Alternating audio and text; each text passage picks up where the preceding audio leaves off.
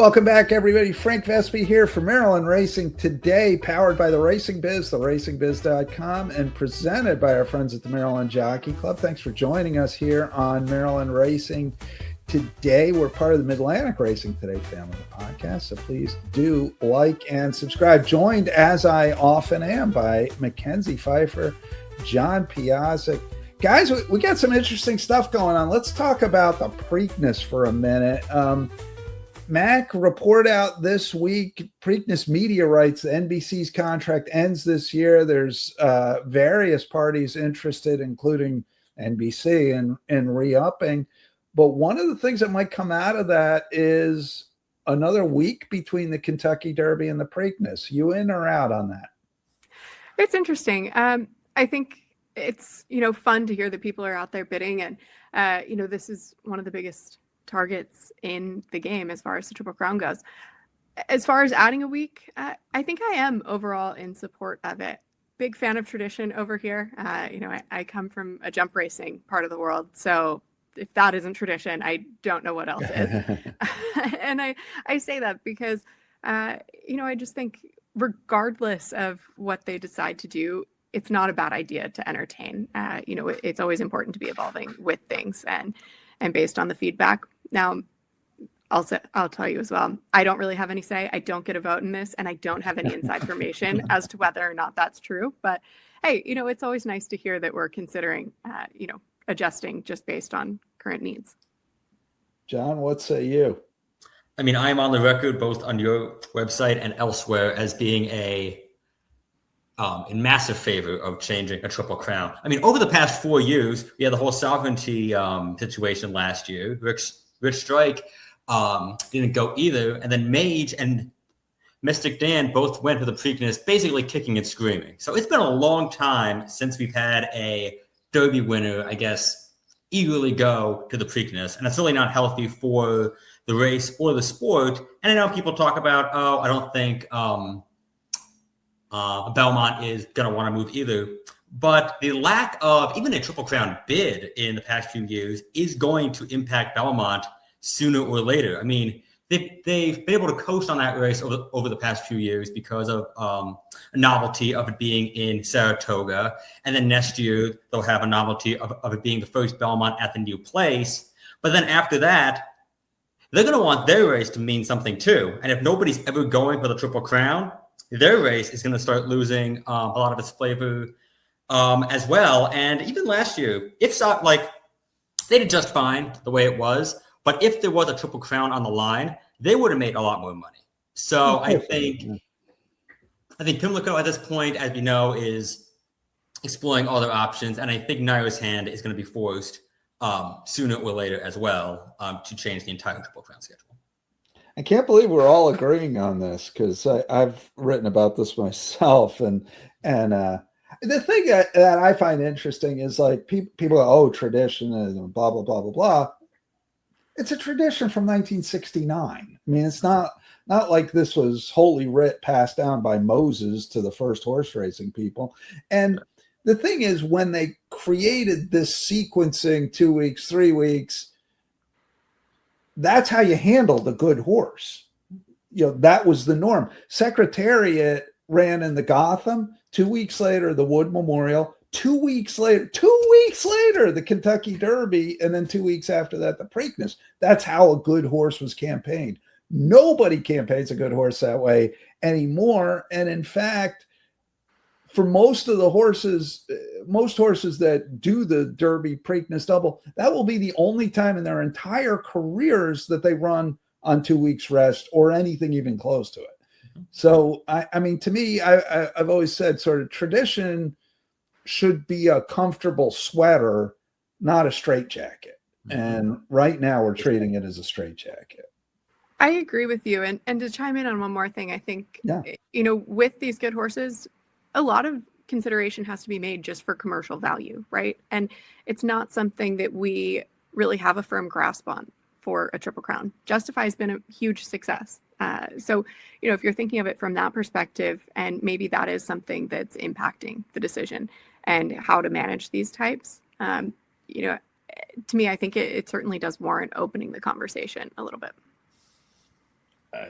Agreed. I mean, it's the industry is not doing well in many, many metrics. And while the Triple Crown is mostly doing pretty well, but it doesn't have to continue to do well forever, and it won't do well if we don't sort of manage it and align it with people's practice. It doesn't like happen naturally. Like you have to do things in order to make it healthy. It's not. It's like watering a plant. If you just leave a plant there and you don't do anything with it, it's gonna eventually wither up. This was my exact analogy. I was thinking the same, John. All right. Wow. This is one of those topics that usually people disagree on. We all agree. How about us? I did want to also, Mac, you raised this off air. Let's talk about the condition book for a minute. I've got a big weekend coming up, which you guys are going to talk about, the Tesio, the Weber City Miss, et cetera, et cetera. And an issue that some horsemen have talked to me about, they do not like the demise of the 2 life and 3 life starter conditions. But man, I was happy to see just a straight old fashioned 7,500 starter allowance over this weekend. I love those races of 5 starters, 75 starters, just, have run for 7,500 or less in the last year. So I give kudos to the racing office for bringing that condition back. I think it's fun to see that coming back, and I think it fits very well with where we are now. I'm confident with as much conversation that goes on between trainers and the racing office that we'll continue to improve and make changes. So I don't think we're going to be stuck in any way, shape, or form. But, really taking a look at it and making a decision on how to best support everyone involved. It seems like we're in a good place to be doing that, especially with the start of turf racing coming back. I think that certainly bodes well for the field size on top of everything. But, maybe we can look at a few others once we get a firm handle for how things are looking for the spring, summer. John, what do you think? Starters? I mean, I was saying this off the air too, that I think it's just too small a sample size so far to say if it's going well or not going well. It's really only been 5 days of racing, 8 racing days drawn, and 2 of them have been stake days. I mean, I do think it's good. They're at least trying new things, and as you said, kind of simplifying the conditions. Because I think the more complex they get, the more obscure they are for both horsemen and horse players, and I really don't think that benefits anybody. So I am curious to see when the May book comes out, hopefully in the coming days. And I imagine it's going to be in place till our summer break at the end of June, and then at that point, I think we'll be able to tell if it's a good idea or if they should go back to what they were doing. Yeah, should be. I think the condition book changes, I think you're right, were endorsed by the MTHA through the end of June. So the end of whichever of our many meets that is, the one that ends at the end of June. All right. So this week we got the Tesio, Weber City Miss, both of Tesio winning in for the Preakness, Weber City Miss for the Black Eyed Susan. Had Rick Trott, co-owner of Miss Fulton Gal and son-in-law of the late Jimbo Bruchale, on this podcast Tuesday. That's a fun conversation. We'll put that up in the corner for people watching on YouTube. I'm going to disappear and let you guys handicap these races, but Tesio Day has always been sort of one of my favorite days on the racing calendar. It just, I don't know. I enjoy it. It feels like a day with like a lot of sort of promise to it. And even though I guess the last horse out of the Tesio to make an impact on the Preakness, was that Nancy Albert's horse, Magic Wisner?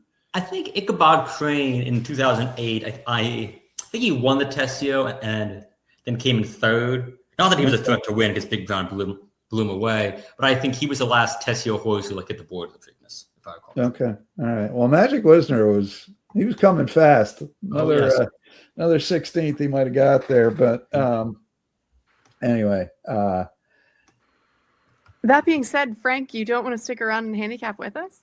You guys are better at it than I am. That's so I will let you concede to your superior wisdom on this. So. I'm glad you're on the record there. That's right. And you should hold that over my head in any future endeavors. So, no, I don't think so. Well, plenty to get to here. Yes. I think we just go ahead and start with the pick 6. And you miss it, you Fantastic can go back to sequence. the pick 5. Absolutely. All right, guys, I'm out of here. Call me back later. All right. All right. So, yeah, it's pretty exciting. We have a full sequence of stakes races starting in the 7th with the Dahlia. Now, this is for the girls 3-year-olds and up, going a mile on the turf course. The course is looking absolutely fantastic. John, is there one that you think you could single in here and then try to just kind of meander your way around the pick 5? That's always an angle that I like to take if I find a good single early. I mean, I have a few singles later in the sequence, but I don't think you can single here. It's a bit of a tricky race because you have a lot of horses coming off of long layoffs. In fact, 3 out of the 9 in here have not raced in over 200 days, and they're 3 morning line favorites. So it's really a matter of how much do you think those layoffs are going to impact those horses. In years past, in both Adalia, Henry Clark, and the King Leatherbury, those layoffs haven't been that big a deal, but I do think it's something to keep in mind. You're absolutely right. Now, is there anyone who you're really looking forward to getting back to the races from those coming off the layoff? So in this race, I think the most interesting horse is a horse who has not raced since Kentucky Downs last year, and that's number 5, Summer in Tahoe, coming in from Kentucky. She took the field gate to wire last time out over the funky Kentucky Downs Oval, almost wired the field against Stakes Company 2 starts back at Ellis Park, ended up losing by just a half length. She has worked well as of late, and she is the clear-cut early speed of this field. And even though she went gate to wire only twice in her last 5 starts, she didn't really spit the bit in either of those races. She was always a threat to win until late. I have to figure that she's fast enough to get everything her own way early on, and then from there, she'll be hard to catch. I have to agree with you, and I just go back and forth a little bit on whether she's going to be a lone speed in here, or what about the Graham Motion horse to the inside? I mean, did it on the front end going a mile and a 16th, just missed last time out. That was over at Monmouth. We know Graham does well first off the bench. What do you think the tactics are? Do they let that one roll along too, or try to sit right in behind? They might try to, but I don't know if they can. I mean, that 4-horse Reebok Gallia did come in second in the Violet, but got away with fairly easy fractions. Opening quarter of 23 and 2/5 seconds, a half and 48 and 4, while under a stranglehold by Samuel Marine. Got caught late by Breathaway, who came back to win her next start. So I think she'll be forwardly placed, maybe second or third off the pace on the inside, but I don't know if it's going to be a good idea to run with Summer in Tahoe, because she's proven that she can last through very fast early fractions. She is. I am very excited to see what we get from her here. First time over at Laurel, but certainly made some improvements last year and just looks to be well positioned to take things on. Is there anyone else in here that you have to use? Because if we do get a pace duel, who do you think is best set up for it? I think it's number 1, Calamity, who has raced this year. She made 3 starts at the Turfway Park Winter Meet, and she improved in all 3 of those efforts. Came from off of fairly modest tractions last time out, won a first-level allowance contest by a nose. She will hope that the 4 and 5 battle each other, and that would let the race fall right into her lap. And, she's one who she can sit just a little bit more forwardly. I don't necessarily think she's going to be outrun early on. So as long as she can kind of break and guard that rail, the trip could set up really nicely for her. She's also first on turf, but gun runner out of Malibu Moon Mare, I don't really find too much concern. She was proven over the synthetic. Fun way, though, to kick off the pick 6, and that late value pick 5 comes next in race 8. This is the King Leatherbury. I still haven't really made up my mind on where I'm going in here, but there are a lot of horses I'm pretty excited to see. It's the boys 3 and up going 5.5 on the turf. Fantastic race. Really, kind of a couple monsters coming into this, and certainly looks to have plenty of pace. Do you look for one of the closers to benefit? I do. And as folks watching on YouTube can see at the top of the screen, I have a horse on top who is 30-1 on the morning line. I don't know if he'll quite get 30-1, but he is going to offer a lot of value. And that's number one, Amen, for Joe Orsino and Edwin Gonzalez. This one is a stakes winner. He rallied from well out of it to win the 2025 Silks Run back at Gulfstream Park. He was third in this year's edition of the race at 42-1. His problem, as it were, is that he has a great closing kick, but he often leaves himself with too much to do. He falls very far behind and isn't able to pick up the pieces. However, most of those races where he fell short were going 5 furlongs. Now he's stretching out a little bit to 5.5. He did okay at 5.5 last year, but he has won 3 times at this distance, hit the board 10 times in 19 starts. And he's in, I think, overall improved form since he was trying 5.5 last year. There is a lot of speed in this contest, not a lot of, shall we say, tough speed. I think a lot of these horses are going to wilt when pressured on the pace, and that'll set it right up for my big long shot. I agree, and I do think he's an attractive play in here. I don't know if we get the 30-1, but he has recency, and maybe he's one who can sit a pocket trip. He gets caught a little bit wide, and he's going to have something to target. As long as he isn't bothered by having to negotiate the traffic, that's maybe my only question for him. But you mentioned the Silks Run from last year. He followed it up with this year. He won it last year, and then he went over to the Shakertown and stretched out to the 5.5 in a second off of the bench. And I think that move is really comparable. So if you look at what he was able to do there, similar trip with an inside trip, that definitely does stand out. Now, Had to Have Him, I feel like is one that we have to talk about in here because trip also sets up very well for him. He's coming off the Maryland Million Turf Sprint. It's hard to deny what he did last year. Do you think he can repeat again here? It's certainly possible. I mean, he did run well first off the long layoff last year. He won an off the grass second level allowance back in late May. I mean, as you said, if he in particular repeats his Laurel Dash effort, I think he's going to win where he gobbled up ground and won by 2 lengths. Ran well in Maryland Million Turf Sprint, but that was against a softer field than what he'll be seeing here. I think he's going to have to make a well-timed move with Chevion Toledo, who did ride him to victory in the Maryland Million Turf Sprint. I think he sits just off the pace, kind of in mid-pack, and he has much better middle pace figures than late pace figures, which is kind of concerning for me. As I said earlier, he will have a timeout, one big move. Otherwise, he could strike the front and then get tired in the last 16.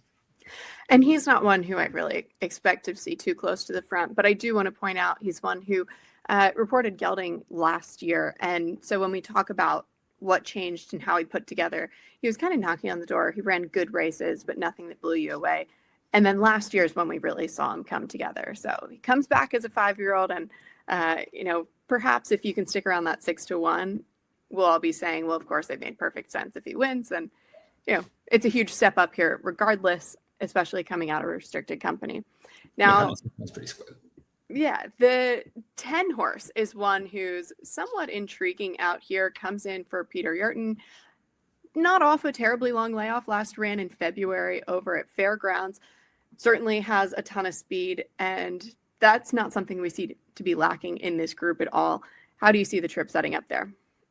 I mean, he's going to have to, I think, sit just a little bit off the pace. If he had drawn towards the inside of the other dominant speed, number 5, Don Cho, I feel much better about him. I think the main thing I like about Schwartzmeyer is his last start, where he set the pace through very fast tractions and just blew the doors off of them. Now, I do think if he ends up getting caught in duel with Don Cho, he is going to flatten out, because when he has gotten it in contentious duels in the past, he tends to spit the bit. But if he shows as much speed as he did last time, and I think it's certainly possible that he will, he just might cross and clear from post 10 and just keep on going. You're right. Now, there's one more speed I want to ask you about, because he's 20-1 in here. Jean Valjean for Lizzie Merriman. First off the bench, off a long layoff, and she goes ahead and tries for the stake. what do you take on this one? Because I remember seeing him when he first tried the turf and back in Laurel in that July trip of 24. He is really fast. I don't know if the 5.5 in this group works out first off the bench for him, but he's very fast. He clearly has a ton of upside. I mean, he ran a huge race in the 2024 Aqueduct Turf Sprint before going on the sidelines. I just kind of wonder if this is just a spot to get him back to the races because he wasn't really eligible for any allowance conditions. So I'm taking a definite wait and see approach with him, and if he beats me, he beats me. Fair enough. Plenty of ways to go in here, though, and you're not balking at any of the prices. Now, race 9, we get back over to the dirt here, and this is for the 3-year-old girls, the Weber City Miss, 1.16 miles. All right, John, you are all on Miss Fulton Gal. Is she a single, or how do you play her in here? You know, it's a tricky race because jumping the gun, I think, is the definitive horse of the sequence. I mean, if she runs back to her races last year, she's going to win. I mean, she ran just huge figures last year, 2-time stakes winner, but she has not raced as a 3-year-old, hasn't raced since December 6th, and she has not won around 2 turns. Now, she's coming second twice around 2 turns to the likes of Dazzling Dame and Zany. No shame in that at all. But still, are you willing to take odds on a horse like that? I don't know if I am. That's why I ended up with Miss Fulton Gal on top, who has won around 2 turns, did so 2 starts back, and then won the Beyond the Wire last time out in a very gutsy effort. Looked like she was in trouble at the 8th pole, but split horses leg up to win by a head. Her ceiling is not quite as high as jumping the guns, but she has great late pace figures, clearly likes distance. She'll be coming on late, and she is the code 3rd choice on the morning line at 6-1. I think she might go up a little bit lower than that, but there's no doubt that she'll offer much more value than jumping the gun. I have to agree with you. And jumping the gun, every reason to get back to it. I do like the outer post for her because maybe she's able to just kind of sit right off of things, find her way in, avoid the drama, so long as we don't get floated wide into the turn and then kind of have to do a little bit of work to recover from it. But she's one who's certainly shown a lot of promise. There's a horse I want to ask you about. AP's Girl comes in for Peter Urton as well. Now, Lasix went on 3 back, but that was also the first time on the dirt for this one, and she seemed to really take to it. I can't really say I'm too surprised by it. And so maybe it looks like one they've just been fine-tuning a little bit. Ran her in the right spots, thinking that she has potential and really has the ability, but just kind of seems to be coming into herself right now. 10-1, fair price, especially for one who they're looking to ship her in. Yeah, I mean, I could not and did not pick her on top because I think she's had fairly easy setups in both of those wins, but she has beaten winners around 2 turns. She's in overall improving form. She'll get a nice trip just off the pace on the outside in a similar vein as jumping a gun. And if you think those two have not dissimilar chances of winning, I do think jumping the gun has more of a chance to win than AP's Girl, but AP's Girl is going to be another tremendous price. And as I said earlier, in regard to Miss Fulton Gal, could really mix up the pick 5. So as far as how to play this race in the pick 5, I think you either single jumping a gun or don't use her at all. I'd be more inclined to use both Miss Fulton Gal and AP's Girl, and quite possibly number 5, Ivy Girl as well, who won the mainline stakes at Parks in her last start. And I'm a fan of her in the sense that she seemed like she had ability, but maybe just needed some time. 3rd off of the bench for her, 12-1 price. They've been looking in this region and sort of centered down here for a few starts. It tells you they figured out where she fits, and certainly makes sense. Ran 2nd to Miss Fulton Gal in that 1st off of the bench. So a lot can change with a little bit more racing recency here. And I do agree with you about singling. It seems like a race where you might be able to get away with it because personally, I can't find one that I really want to single in the 10th. I fear you might tell me differently, but the Henry Clark, a mile on the turf for the 3 and up, I'm excited about, and I think there are a lot of interesting ones who come in here. I am very excited about number 7, Cruise the Nile, and I do plan plan on singling him in late pick 5. This is his last race at Gulfstream Park on the Fountain of Youth undercard back on February 28th. It's only his 4th career start, and he's facing a pretty salty field. Chapman's Peak to his outside is graded stakes placed. Bonham Square, who's going to rally for second. He won the Fountain of Youth last year and was second in the Nashville Derby on grass in his final start of his 3-year-old season. Cruz Anile is setting pretty honest fractions in this spot. He's going to an opening quarter in 23 2/5, the half in 47 2/5, and he's going to keep trucking along. He's going to end up winning by 2 1/4 lengths. Ran a career best Brisnet figure of 93. Now, he is getting a bit of a class test here. It's his first time in stakes company, but it's not that much tougher of a field than he saw here, in my opinion. He's really on the upswing. He has tons of early speed. I think it's going to be pretty much a repeat of what he did last time. Now, I have to agree with you. Very impressive last outing. Seems well positioned to go ahead and step up. Now, he made his debut here at Laurel. Didn't really have much chance on that day. He got into a little bit of trouble and then caught wide. And I think he really flourished in that second start, and they started to think, well, let's figure it out. But he sealed the deal. He hasn't gone off the favorite in any of his trips. I fear he might on this particular day. But one question I do have is, he's been on Lasix in all 4 starts because he has speed, and that's sort of the running style he's shown us. Do you think the no Lasix for the stake will impact him at all? I think it's possible, but I'm not going to let that impact me too much. And also to your point about speed, he has the option to sit off the pace if he wants to. He won just off the pace on synthetic 2 starts back. And there's some speed to his inside and the 4 Bartlett and the 5 horsepower. So if he wants, he could let them sit, go out to the front while he sits and take advantage. But either way, he's going to be up close, and that's very dangerous. Lasix or no Lasix, in my opinion. I agree. He looked like he was willing to just keep on going. So, the mile, I think, will fit him quite well. Horsepower is an interesting one. He's another who has recency and certainly can be forwardly placed. I don't think he's a need the lead, but the race comes up kind of interesting that way, where we do have a lot of speed and we have a few horses in here who are stepping up. You use one of them underneath in Baby Max. Now, he's been tested, but I say stepping up in that he's actually never tried the turf. So is he just sort of a curiosity, 15 1? We certainly know that Kelsey Danner is strong on the turf.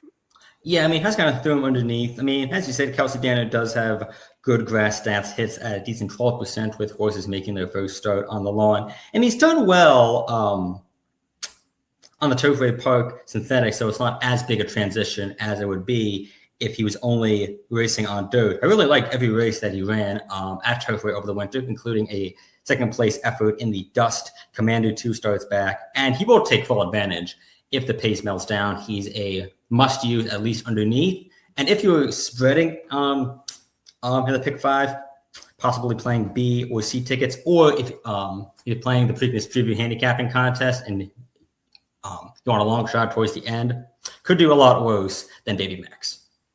I have to agree. Now, I am entertaining the idea of I might just go ahead and hit the all button in this one, because I think I can make cases for a lot of them. So you are braver than I. Graham will likely go ahead and win at a short price, and I'll feel silly for wasting the ticket, but I might play 2 tickets so I can do it that way. A horse I want to ask you about, you use in your exacta, that is Neat. And he makes a lot of sense, right? He has class, and he comes in second off of a little bit of a layoff. We saw him here last year. My only real problem with this horse, and I feel like I need to get 10 1, is that he finds trouble. He does not live up to his name. He has a messy trip almost every time, and he seems to find it himself. Andrew Cruz gets on. Maybe he can help overcome some of that. I was going to say, it's 2 sides of a coin, because on one hand, he keeps getting into so much trouble, it kind of obscures his form. On the other hand, he might just be the type who just finds trouble, and that's just part of his cake. He did run well with an easier trip, first off a 6-month break, last out at Fairgrounds. Came from well out of it, missed by just half a length. He may well have won this race last year if not getting into traffic trouble in the stretch. That day he broke compost 4. Here he broke compost 8. So I kind of wonder if Angel is going to try to work out a similar trip to what he got at Fairgrounds, which, while he'd be racing wide throughout, at least he isn't behind horses where he's more susceptible to getting caught in traffic. And if he rallied that well, despite being wide, first off a long layoff, he could have a pretty devastating punch with that trip, second off the break.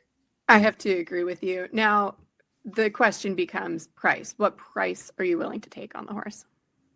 Well, he's 5-1 on the morning line. Cruz Anile is a 7-2 morning line choice. I think if Neat was about his morning line, maybe a little bit lower, like 9-2, I think that would be square. Okay. So I worry about traffic, but he certainly is dangerous if he can figure it out here. Angel Cruz might be the key to helping prevent some of it. The 11th, Federico Tesio here, the 3-year-old boys going 1 1/8 on the dirt. We get a few faces back here, and no surprise, we have Gary Capuano, Brittany Russell in here, but we also have a few interesting ship-ins. You go with the local Taj Mahal, though.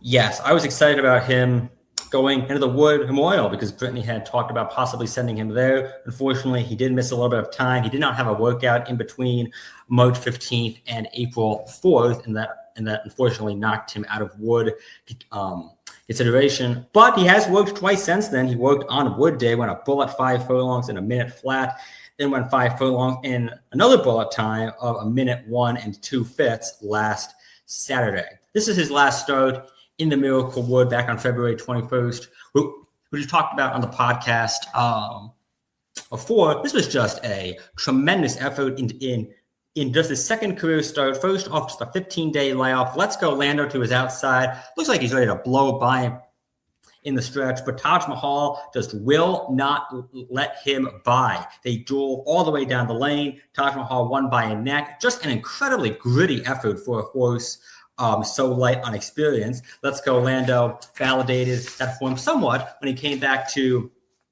finish third, beaten by only a length in the private terms last time out. And both Taj Mahal and Let's Go Lando were supplemented for the Triple Crown to $6,000 each a few weeks ago. That shows me both of their connections are high on their respective runners. I mean, Taj Mahal is much lighter raced, but he clearly has a huge ceiling. I think he's going to be tough to beat if he repeats either of his first 2 starts. But he's 7-2 on the morning line. I don't think there's any way that you get 7-2. I'd be happy if he was half that. I have a hard time believing 7-2 as well, but we do have other horses coming in here, and so it could be interesting to really see where the money's showing. I might shop around as we get closer to it. Now, I know you use Hickson underneath, and I just want to bring him up because he beat a pretty good horse in Bala de Plata last time out. He also worked on April 11th. Now, took the 2nd place slot. So if you're liking Taj Mahal but looking for a price and thinking upside, okay, here's a Maryland bred. Maybe he's not Triple Crown nominated, but maybe he's worth considering. Interesting that you go ahead and jump in. Well, I'm kind of reminded of last year's Weber City Miss, in which Brittany Russell had Reply, who was a very heavy favorite that day, and she came in second behind the other Russell trainee, Complexity Jane, who had great form going in, but everyone was so laser focused on Reply that everyone kind of lost the plot. I am a bit guilty of this, as I just talked up the virtues of Taj Mahal, but I cannot let Hickson go by without a mention. As you said, he ran a very big race last time out. In his first start off a 2-month playoff, broke his maiden in very sharp fashion here last December. Just didn't fire next time out, got some time off, bounced back in a big way. I mean, he's, I think, 10-1 on the morning line. That'd be fantastic value. I think he drifts up from there as well, right? I mean, maybe some people pay attention to the other Russell runner and bet him a little bit. But with the horses coming in here, he has a lot of room to improve on the numbers. I think he's going to drift up from that 10-1 and present a huge value. Now, the number 5, Let's Go Lando. We've gone back and forth with these. I still like Wild Warrior, who's finished ahead of him twice now, but you stick with Let's Go Lando here. Yes, I do. I really liked his race in the private terms. He closed, I thought, better than the running lines would indicate. He really didn't have much of a place to go down on the inside. Finally found room in the last 8th, and once he found it, he took advantage, made up a lot of ground in the stretch. I mean, his figures 2 and 3 starts back speak for themselves. He gave Taj Mahal all he could handle in the Miracle Wood, and then absolutely annihilated a first-level field back on January 10th. He is getting a new rider. He's had kind of musical jockeys over his last few starts with Yedzid Hazelwood and JG Torrealba kind of taking turns. Now he's getting a very fresh face in Paco Lopez. I'm very interested to see how Paco's style helps Let's Go Lando. I think they could probably fit very well together as well. It's interesting. We saw that 67 buyer last time out because it sort of says, what do you make of this? Wild Warrior won with a 69. And, I'll be curious getting them out here today, how things shape up. It's also interesting to me, you go ahead and use the local horses, your round out selections with Code of Silence, the number 9 in here. So extra ground, is that really what's going to do the trick for him again?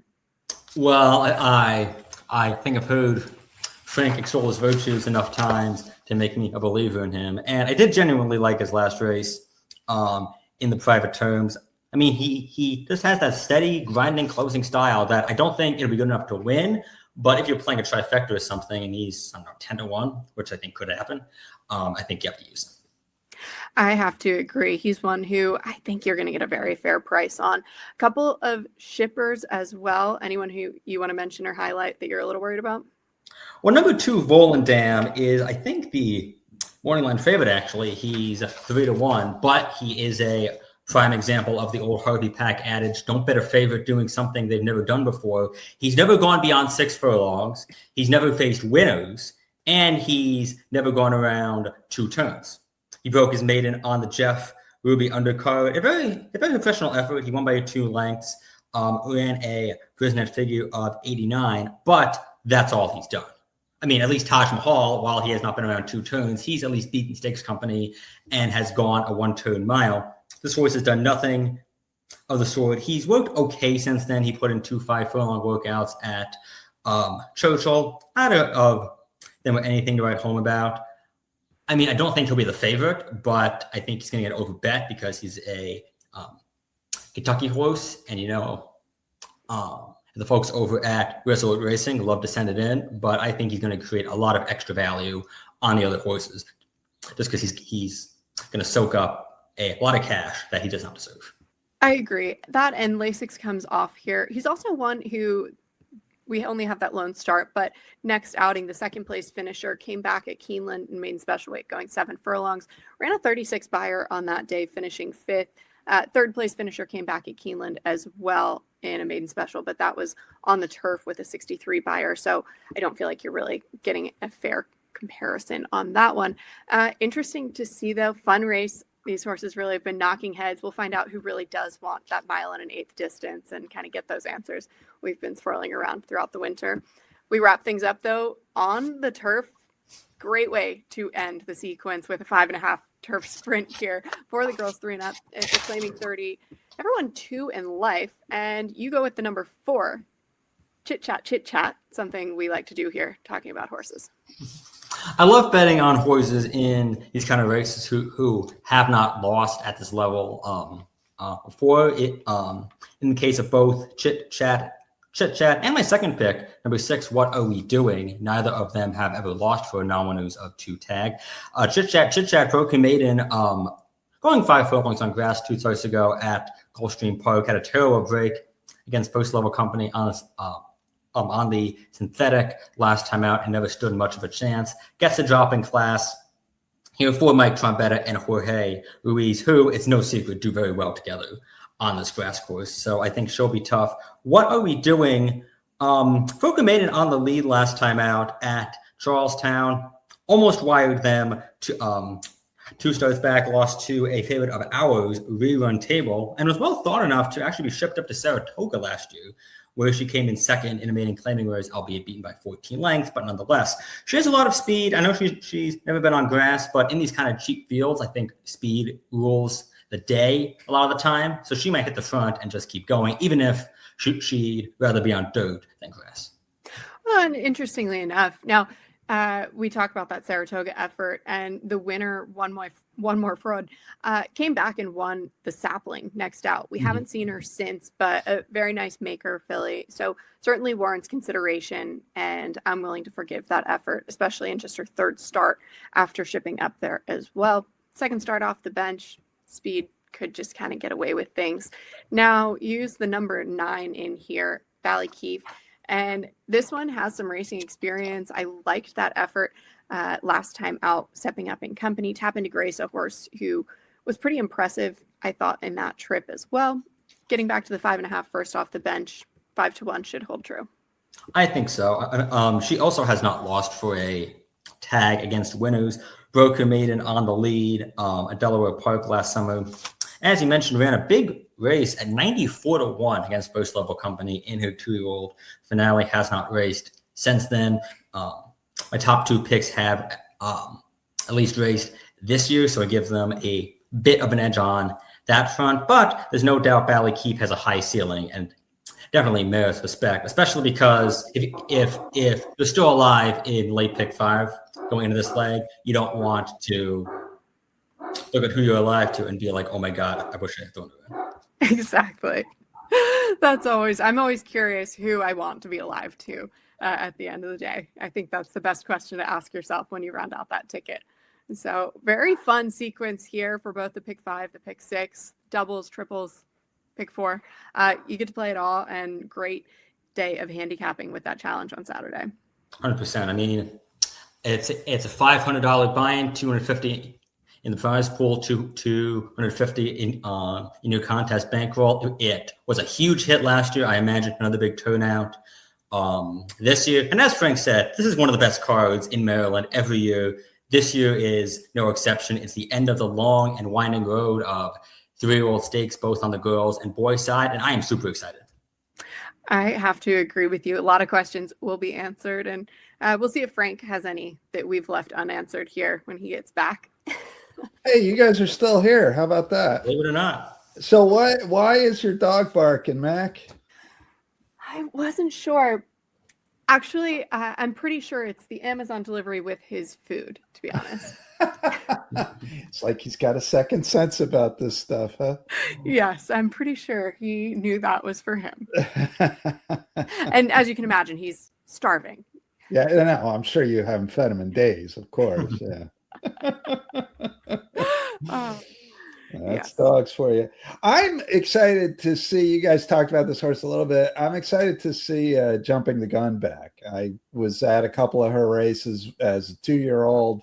I talked to Andy Simoff, the trainer, yesterday, and interestingly enough, and people don't generally do this with 3-year-olds, they gave her the time off on purpose. They thought she had a pretty busy campaign as a 2-year-old, so they gave her a couple months on the farm and brought her back in training.